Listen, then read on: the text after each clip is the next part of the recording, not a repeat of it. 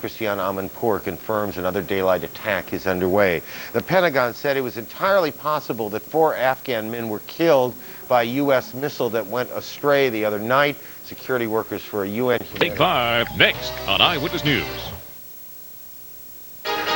This is the news leader, ABC7 Eyewitness News. Tonight, a spokesperson for Osama bin Laden issues a chilling new warning to the United States. And after 3 days of successful airstrikes, the attack on Afghanistan is about to enter its next phase.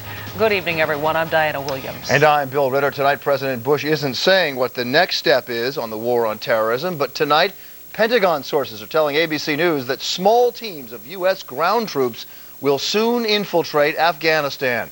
This after 3 days of air attacks, during which the Pentagon says nearly 85% of the intended targets were hit. And now fiery words from Osama bin Laden's spokesperson. He calls for a war against Americans and threatens more terrorism. We begin our coverage tonight with Rob Hanrahan. He is in the newsroom for us. Rob? Exactly right, Bill. The war in the air turned into a war on the airwaves today. Osama bin Laden's spokesman releasing a statement urging Muslims from throughout the world to wage holy war. The chilling statements hit hard. Bin Laden's al-Qaeda spokesman calling for a holy war against U.S. interests, praising the hijackers for bringing the war to America, and then saying, America must know that the battle will not leave its land until America leaves our land. The Americans must know that the storm of airplanes will not stop. And there are thousands of young people who look forward to death like Americans look forward to living. As that statement was being broadcast around the world, ABC News learned that American Special Forces units are already moving toward the region on the ground, getting closer to Afghanistan. Meantime, the airstrikes appear to be working well. We're not running out of targets. Afghanistan is. Secretary of Defense Donald Rumsfeld and the chairman of the Joint Chiefs of Staff showed pictures of the damage. This training camp virtually leveled by U.S. strikes. As you can tell from the first photo, it's fairly empty, but it is part of al-Qaeda's infrastructure. Here you see the camp pre-strike, and now here is the post-strike photo. Rumsfeld says nearly 85% of the targets have been taken out, and the air above Afghanistan is not much of a threat. I would call the threat pretty light for the most part, from where I sit in the cockpit. But it is war, and there is danger. A Tomahawk missile got stuck in its launch tube, creating a large fire, brief panic, but the Navy says no harm. Back at home, an angry President Bush laid down the law, warning members of Congress he will not tolerate any more leaks of military secrets. I want Congress to hear loud and clear, it is unacceptable behavior to leak classified information when we have troops at risk. Well, the president was reportedly furious over this leak, or leaks, so much so that he apparently used some choice language and immediately addressed the problem. From now on, only 8 lawmakers will be given classified briefings, the leaders of the House and Senate and the heads of the 2 intelligence committees. Diana, back to you. Thank you, Rob. 4 United Nations workers were killed in yesterday's air strikes in Afghanistan. And in neighboring Pakistan, there were more deadly protests. Jim Dolan is covering the story from Pakistan. Even where there is no war in the region, tension is so hot it can flash instantly into violence and death. In Pakistan's border city of Quetta today, 4 people were killed when anti-American protests became so violent the police started firing into the crowd to disperse it. And in Afghanistan's capital cities, workers sifted through the rubble of what had been a United Nations demining office, struck overnight apparently by Allied bombing. 4 security guards were killed there. People need to distinguish between combatants and those innocent civilians who do not bear arms. The Taliban says scores of civilians have been killed in the bombing, but the military remains strong and resolute, prepared, the Taliban says, to offer many more martyrs. In Afghanistan, they have a long history of war. They have a long history of winning wars against great powers. Nobody here seems to be terribly afraid of the United States. People are very confident that the strikes that Americans are doing, because it is a fight between Muslim and non-Muslims. We can't kill Osama bin Laden so easily, but they kill only innocent people. The Pentagon now says they've done enough damage to Afghanistan's already rudimentary radar system that they no longer need to operate exclusively at night. The aerial assaults can continue 24 hours a day without much fear of retaliation. Still, given the state of Afghanistan before these strikes started, it's hard to imagine there are many targets in that country left to hit. In Islamabad, Jim Dolan, ABC7 Eyewitness News. Investigators say they found no additional traces of anthrax in the offices of a Florida man who died of the illness. More than 750 people who work for American Media, a supermarket tabloid in Boca Raton, have been tested for the bacteria. 63-year-old Robert Stevens died Friday of anthrax. Another man was found to have traces of the disease. The FBI is still not sure if the anthrax that killed Stevens was man-made. So far, there are no signs of international terrorism. A story tonight from Ground Zero. Among the people displaced, hundreds of students who cannot return to their schools. They are something like educational refugees, shuttled by the Board of Education from one school to another, and that has infuriated their parents. Lucy Yang is in the West Village for us tonight with the story. Lucy? Bill, tensions are high and patience running low for families at PS 89. Not only did their children witness the horrible attack 4 weeks ago, parents say they are now being victimized again by being allowed to fall through the cracks. And it's not fair. I have 3 children. I do not have my daycare, I do not have my school, I do not have my home, and I do not have my office. How are we going to get there? I mean, it's just ridiculous. What, are we all supposed to, for 2 months now, to move to the Lower East Side? How am I going to go from one school to the other school to the next school to pick up my children? You could hear, see, and feel the frustration in these parents, and you can well understand. Many of them have been homeless since September 11th, and their children without a school. PS 89, which they used to attend in Battery Park City, is now temporary headquarters for the emergency response teams. The 300 displaced elementary students here have since been crammed into PS 3 on Hudson Street, and they are at their breaking point. I've got teachers who are working in a classroom with 5 other classes that can't last any longer. We can't keep doing this. We can't even do this for another week. I want to see an end to this. In response to the overcrowding, the Board of Education has offered to move PS 89 again, this time to J22 on the Lower East Side. In listing the pros and cons of yet another relocation, it does meet their physical need for space. It is clean, new, and available now. However, many question the area, Avenue D by Houston. Maybe we don't feel that's the best area to be, but it is a really good option to consider since it's the only thing available. These are difficult times and nothing is acceptable except everything the way it was the day before this happened, and wish that we could turn the clock back, but I think the board's doing what it can. The chancellor has now invited parents and teachers to tour the alternative site first thing tomorrow morning to assess J22 for themselves. Meanwhile, some other ideas floated around this meeting tonight to rent space on a cruise ship or wait for a philanthropist to donate 25,000 square feet of available real estate. Of course, the one option everyone would love, which no one can provide, is to go back to the way things were before September 11th. We're live in the West Village. Lucy Yang, ABC7 Eyewitness News. Lucy, at the disaster site, the search for bodies continues. 4,815 are still missing, 422 now confirmed dead. Crews are also looking for a Brinks truck filled with more than $1 million in cash somewhere buried in that rubble. The driver is missing. He is believed to be in the truck. Elsewhere, Verizon technicians are splicing wires by hand to restore service to thousands of customers in Lower Manhattan. Verizon hopes to restore all service in the next 2 weeks. We'll be back in 60 seconds. His tape that America is filled with fear, millions must have wanted to say no. But there is no doubt that what happened a month ago goes beyond massive death and destruction, beyond human and economic loss. What we have also lost, at least for now, is that traditional American sense of ease. Just consider what's happened in the past week or so. October 2nd, concrete barriers surround Chicago's Sears Tower after a false report of a terrorist attack. The next day, Greyhound shuts down its entire bus service after a passenger slashes a driver. 6 die in the crash. The day after that, a Russian airliner from Tel Aviv to Siberia explodes over the Black Sea. An accident? An attack? Yesterday, an American Airlines jet is escorted to Chicago's O'Hare Airport by 2 F-16 fighter jets after a mentally ill passenger rushes the cockpit. Also yesterday, Florida health officials say the anthrax exposure that killed a Florida man may well have been deliberate.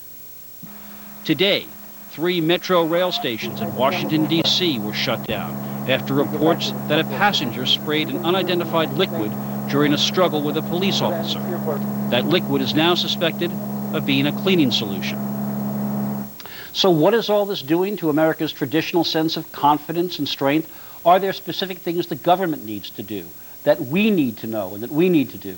With us again from Washington, Senators John Kerry and Chuck Hagel. Senator Hagel, if every mentally ill airline passenger or every outraged airline passenger can bring an airplane back to an airport under F-16 escort, if a false rumor can shut down a metropolitan subway system, you can begin to see this cost. I don't even know how we can calculate it. I mean, it seems to me that you could say that is in some ways as serious as what happened on September 11th. I mean, are you concerned with the long-term impact on the United States of that kind of behavior? Well, of course, we all are, Jeff. But it seems to me we need to put a couple of things in perspective. One is the shock, the reality, the rawness of what happened just 4 weeks ago today is obviously still with us. And that means that it is with us cerebrally, intellectually, subconsciously. That high state of alert and concern has all of us and all of our institutions on a state of alert and an edge that we normally don't have, nor is natural. We will find our center of gravity here. We will get our institutions in place, our populations, our civilization, as we know it, will start to adjust. Doesn't mean we give up liberties, but there's no question we're going to have to make some changes in policy, in law enforcement, in everything we do, in our immigration laws, in our foreign policy, our sanctions, our trade, everything. And we'll get that back to a point where there is some perspective and some balance. Yes, we're concerned. We all are when we see these kinds of reactions, but I think it's fairly natural. But Senator Kerry, it occurs to me that you and your colleagues in Washington, you know, you get a problem defined and you can pass a piece of legislation to try to fix it. There's environment's threatened, you can pass a regulation.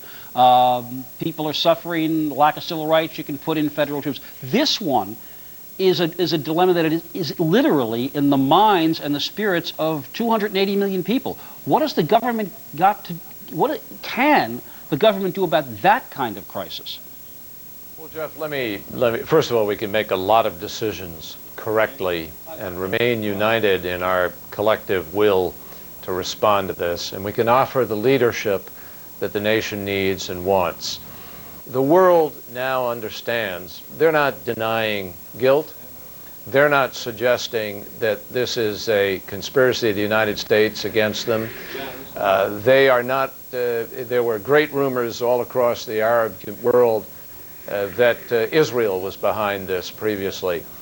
So all of the Arab world, particularly the legitimate Muslim world, should take note that they are essentially accepting guilt and promising more.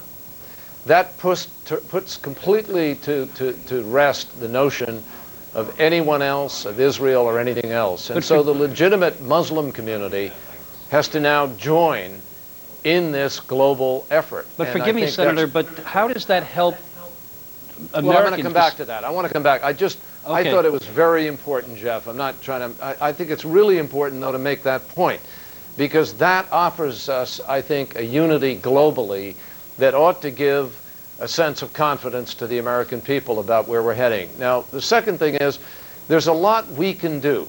We can do the airport security and make it, as strong as it possibly can be. Travel security. There's much that we can do as we go forward in immigration, in the knowledge of who our neighbors are, in communities to be stronger, in strengthening our healthcare response to any kind of crisis, and give people a sense of confidence about this. I think in addition to that, there is a real distinction, Jeff, between a sense of unease, as you've described it, and confidence about the ultimate outcome. I think Chuck and I and others have a great sense of confidence about the ultimate outcome, but we're going to have to go through some tough transitions here. We're going to have to face some perhaps difficult moments. One of the, I'm sorry, Senator. No, go ahead. No, I just want to, because the time is short, I wanted to ask Senator Hagel, one of the reasons we invited both you and John Kerry here is that you both experienced danger in a much more direct way than, God willing, most of us will ever know. In terms of the front lines coming home, what can you tell us about emotionally surviving the front lines? Senator Hagel? One of the things it does, and I think to each of us, and I think each American, probably each citizen of the world community, part of the world that appreciates the dignity of man, is going through a self-analysis, a self-inventory.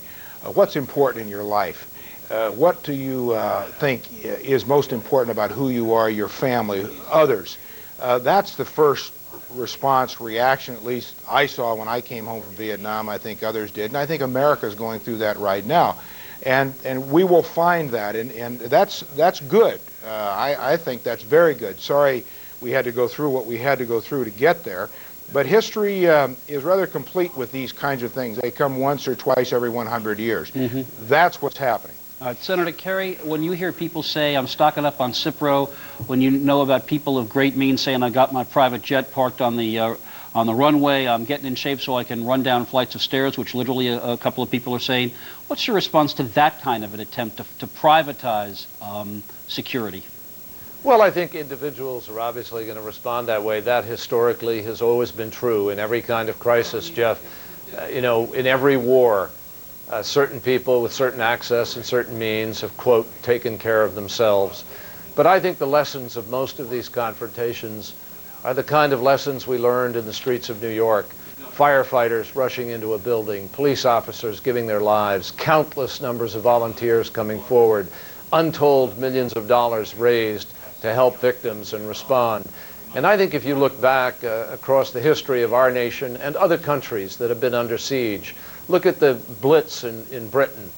Look at the difficulties Jews went through in the Holocaust and all through Europe and in history. I mean, if you read the tea leaves of history, they tell you that there is an incredible reserve of strength in citizens everywhere.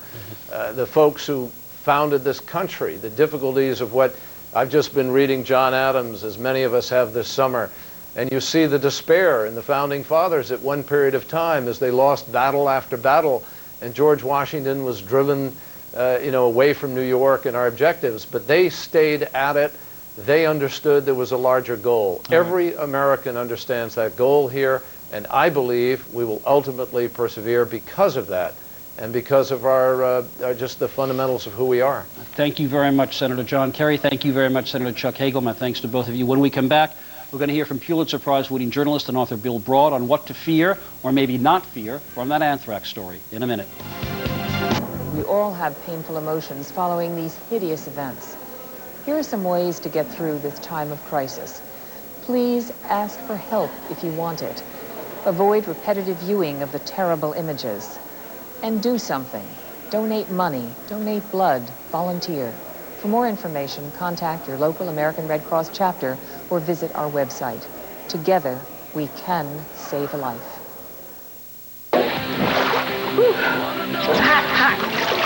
At times like these, Can you grab my ass?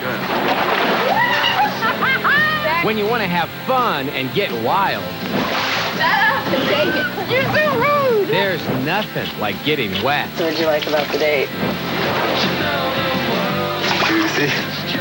Nights at 11, Blind Date. We put the hot in hot tub. Did you have fun tonight or what? Yeah, I'd like to get out now.